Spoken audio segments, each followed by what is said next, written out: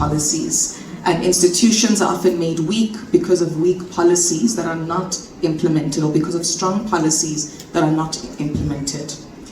When I'm looking at us as young African women, if we are shaping a different tomorrow, be it for Eskom, be it for our government, what that means we have to do is to, one, sit critically with our policies and say, what are key actions that we need to tie to this to implement it? And also, how do we stop separating culture from policy? And what I mean by this is, you see so often in a workplace, you could have great rules about inclusivity, about transformation, and it looks so good on paper and it looks so good in press. But when you ask the people you work with, they don't feel included. They don't feel that the workplace is truly transformative. They don't feel like our country is truly transformative. And that's where we see the biggest gap from an institutional perspective.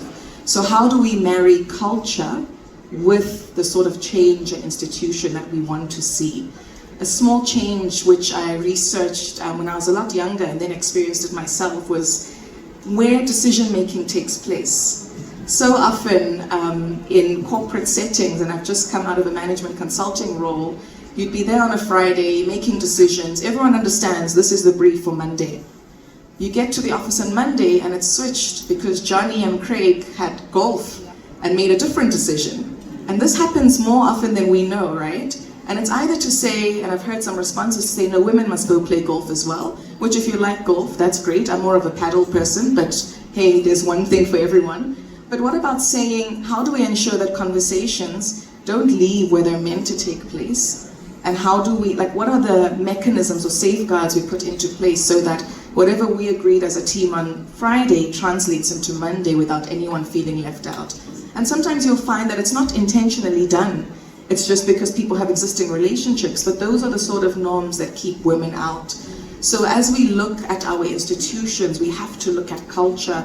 We have to look at what are behaviors that we have in the workplace that are exclusionary and what has to change about those behaviors.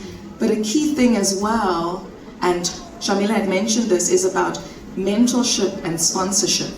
So often our institutions have got great graduate programs, but after that, so what?